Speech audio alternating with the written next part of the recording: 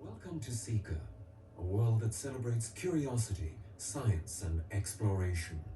In this special expedition to Everest in VR, we invite you to journey across the mountain where you'll discover interactive audio and visual guides that explore the environment, history, and the physical challenges that climbers face on Mount Everest.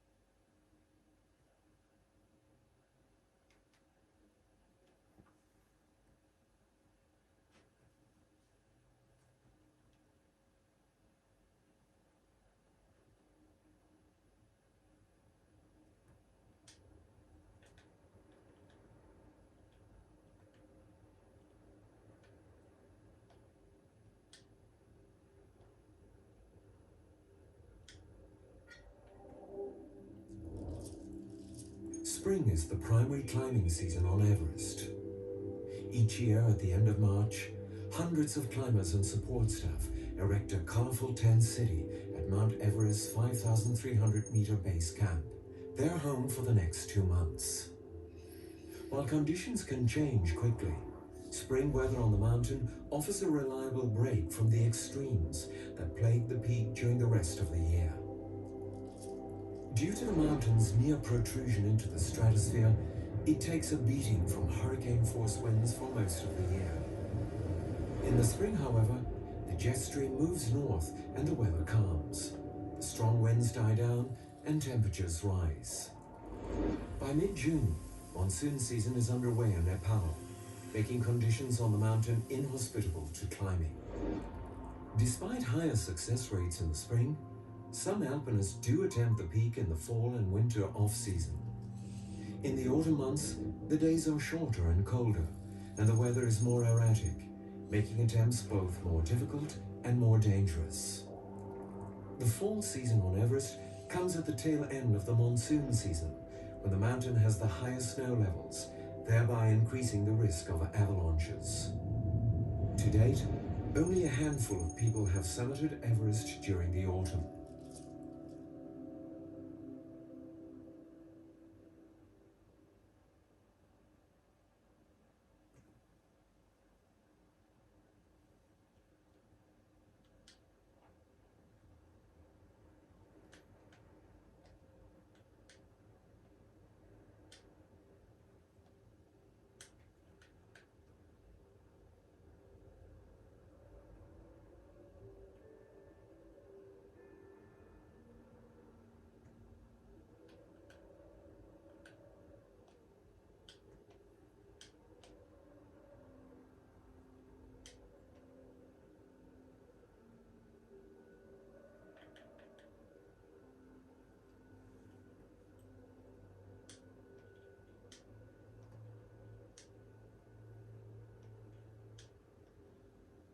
I was very nervous couple times when I crossed the iceberg.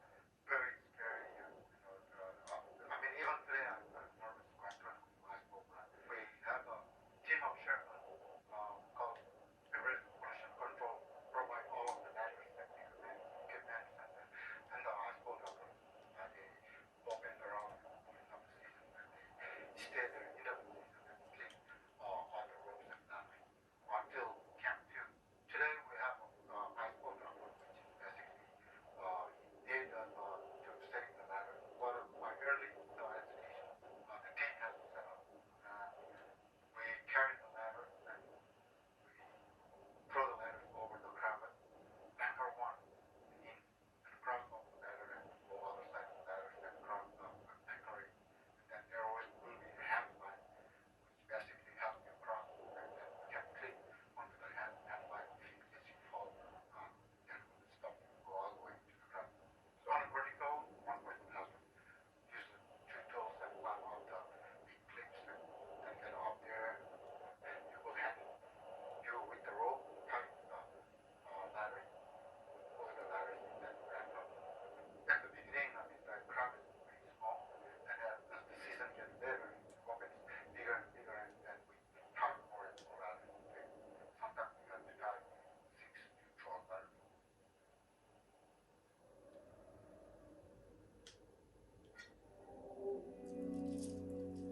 The gear required to climb to the top of the world is not insignificant.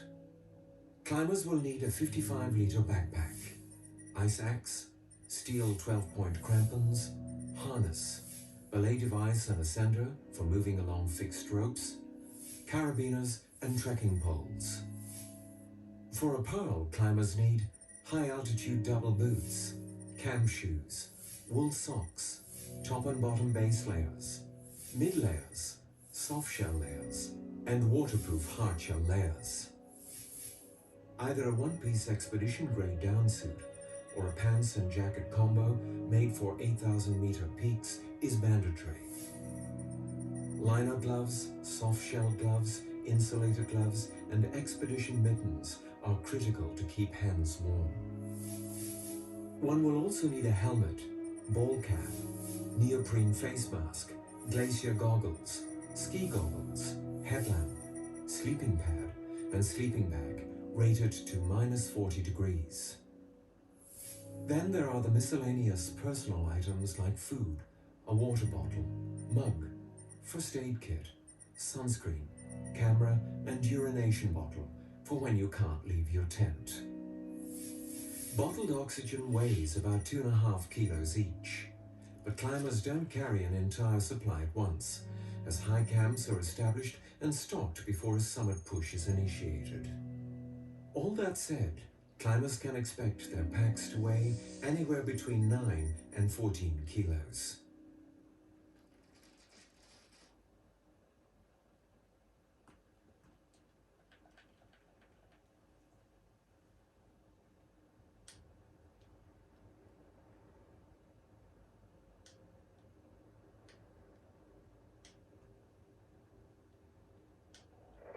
There is absolutely no doubt that climate change has been a major factor along the Himalayas.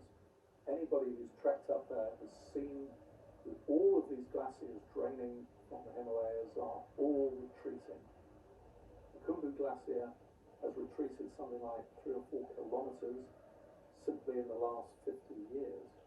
This is not restricted to Mount Everest. All the glaciers all the way through the Himalayas are just about all retreating, and this is due to the major climate change factors that are occurring today.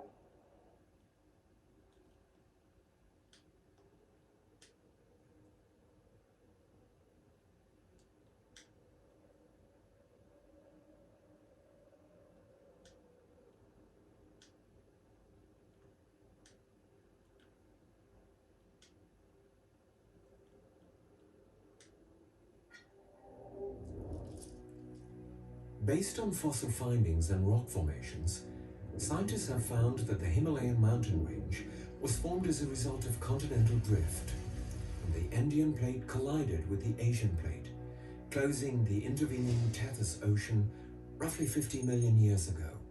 Today, the Indian plate continues to shift northward into Asia at a rate of 5 to 6 millimeters per year. The Mount Everest massif consists of various rock layers. The summit pyramid is comprised of grey, unmetamorphosed limestone, which was deposited on the floor of the Tethys Ocean during the Ordovician period 470 million years ago, long before the tectonic plates collided. The yellow band, the beige layer beneath the summit, is made up of metamorphic marble dating back to the Cambrian period, 510 million years ago. Continuing further down is the Everest series, containing layers of black metamorphic gneisses and minerals. This sits atop the greater Himalayan sequence, igneous and metamorphic rocks including gneisses, migmatites and granite, which forms most of the rock along the greater Himalayas. Topographically, the mountain is a three-sided pyramid covered in glaciers, where three barren faces are separated by three ridges: the southeast ridge, the northeast ridge, and the west ridge. Everest rises 8,848 meters and is surrounded by towering peaks, notably Lhotse at 8,516 meters and Nuptse at 7,861 meters.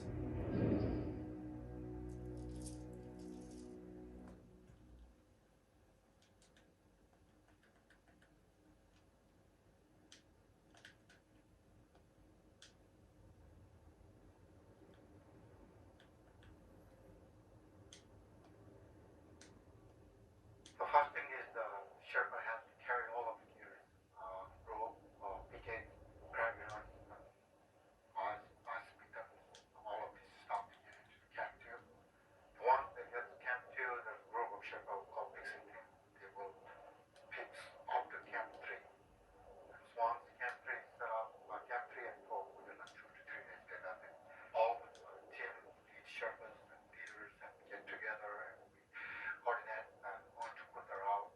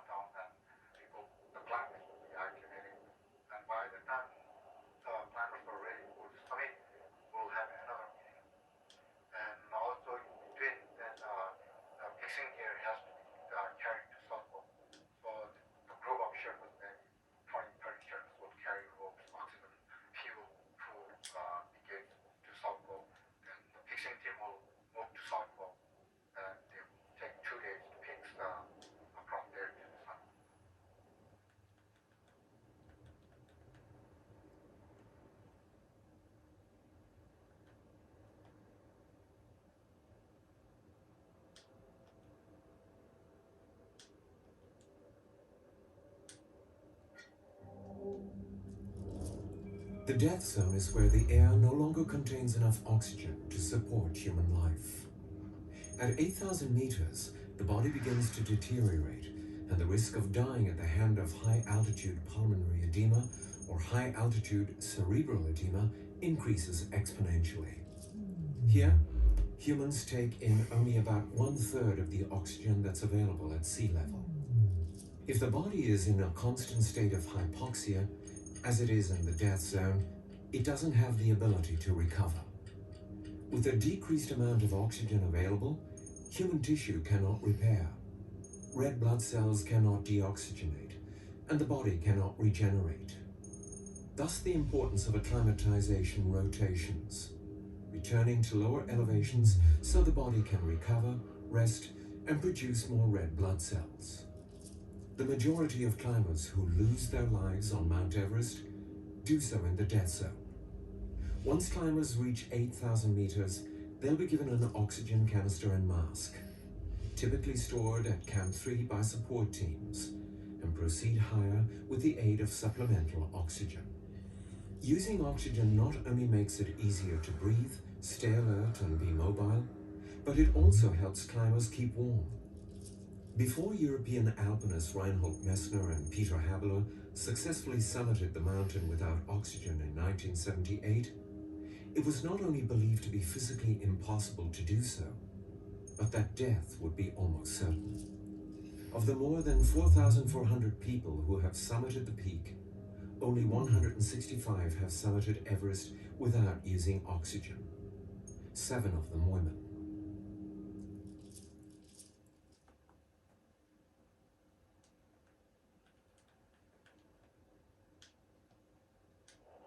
Why 1953?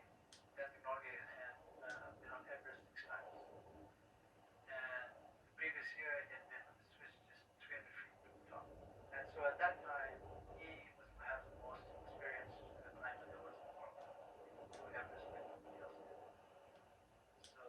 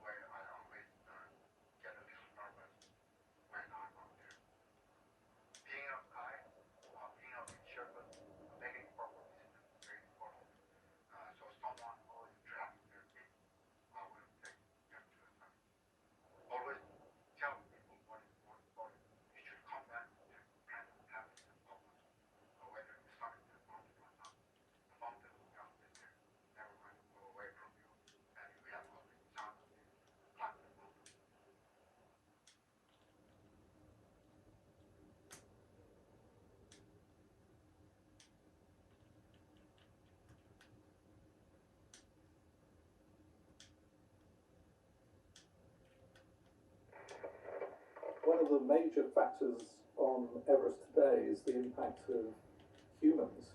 It is becoming a serious problem. The sheer numbers of people going up Everest are now staggering.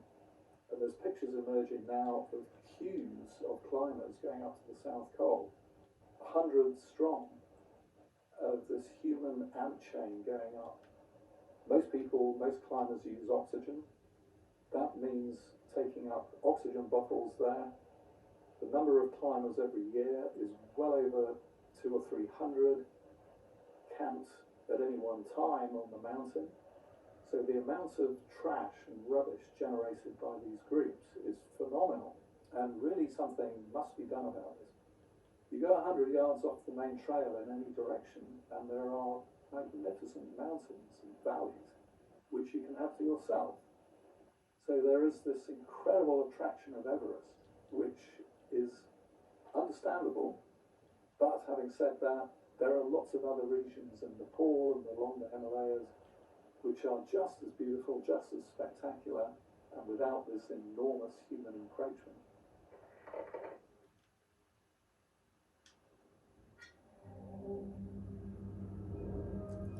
Although it's the highest point on Earth, climate change is indeed melting Everest. From the Alps to the Andes to the Himalayas, ice at high elevations has been disappearing rapidly and at a rate that is only increasing. Glaciers are early indicators of climate change. The world's highest glacier, the Khumbu Glacier, is not immune. It has dropped in height by as much as 70 meters over the past 32 years. The icefall naturally moves downhill at a rate of 1 meter per day, but that could accelerate as temperatures continue to rise. An increase in temperature where ice is frozen to the bedrock weakens that hold, making it unstable and more likely to detach from the bedrock. As a result, we could see a higher frequency of rockfall and ice avalanches, like the one that killed 16 Sherpas in 2014. Meltwater is also a concern. Water naturally pools on the surface of glaciers during warmer months, but then drains and refreezes as the seasons change. Some ponds are no longer disappearing and are instead forming larger lakes. These lakes create a positive feedback loop, attracting more heat as they grow and accelerating the melting of the glacier itself. Glacial outbreak floods are not of immediate concern, but they've happened in the region before and would have devastating consequences in the valley below if a lake grew large enough to burst.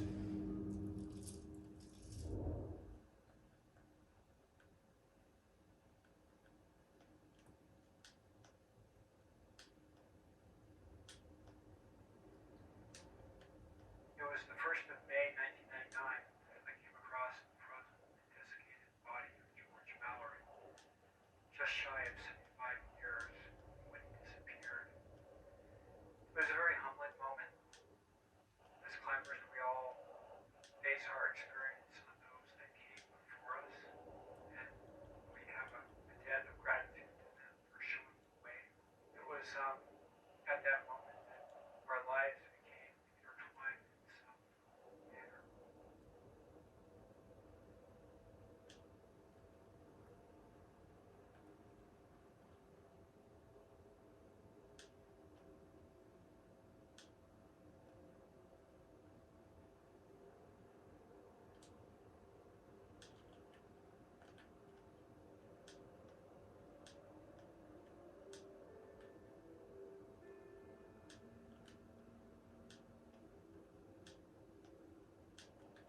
The Himalaya, especially up above 17,000 feet, is unequivocally the best mountain scenery in the world.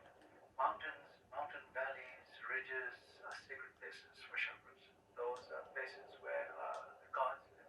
And there are several different names for the tallest mountain in the world. We Sherpas and Tibetans call it Chomolungma, and the Nepalis call the mountain Sagarmatha, and obviously in English it's Everest, named after the Soviet general George Everest, who found Everest to be the highest mountain in the world.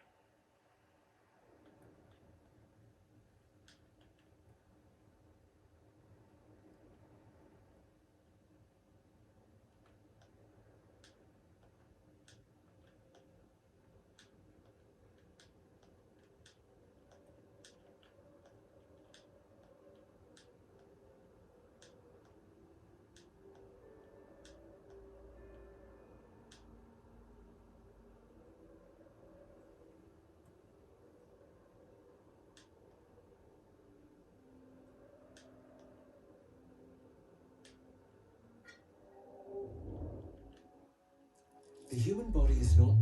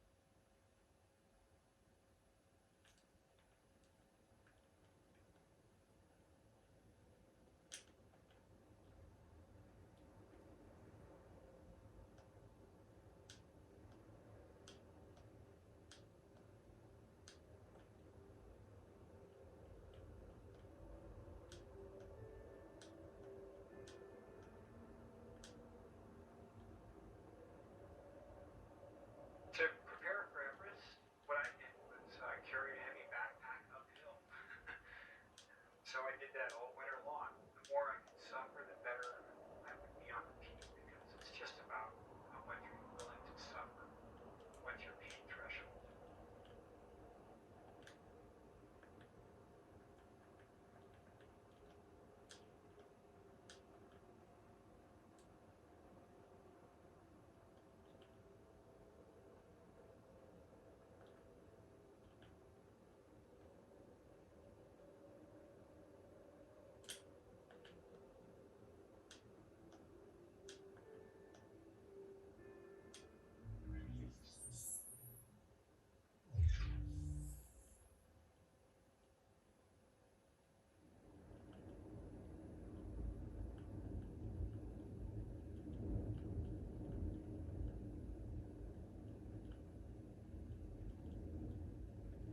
Minutes, the divers just freeze.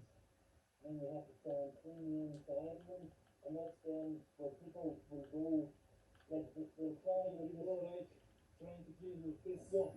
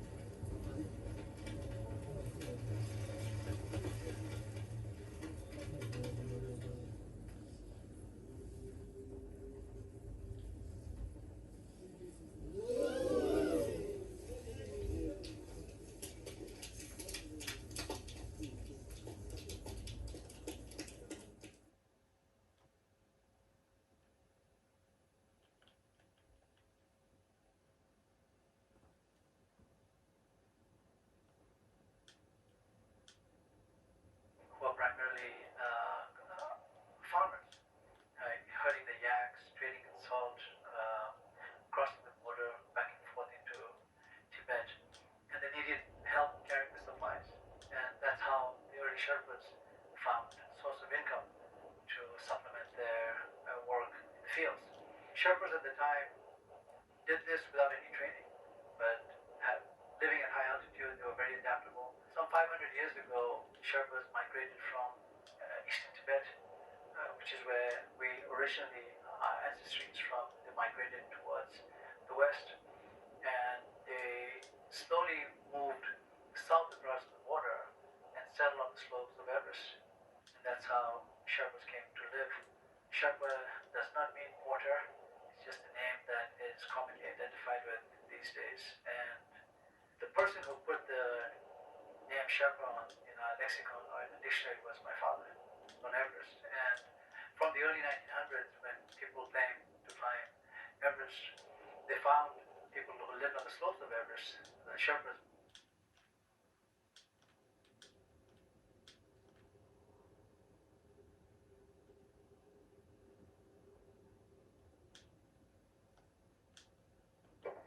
The geology of Everest itself is very, very interesting because the summit of Everest is actually unmetamorphosed limestone, just like you would see on a shallow tropical beach forming today.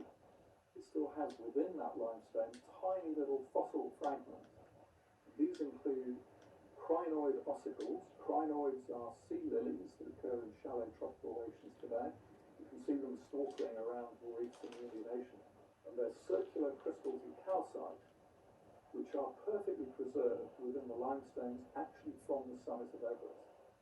Below the summit of Everest is a very prominent feature called the Yellow Band. This is a major climbing obstacle on the path up to the summit of Everest.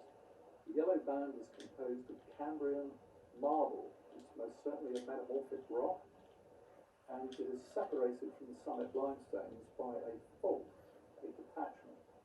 And as you go structurally lower and lower from the summit of Everest down towards base camp, the rocks around Everest base camp on the Nepal side are all high-grade gneisses. So they contain minerals like garnet, selimanite, muscovite, sometimes kyanite, sometimes cordierite.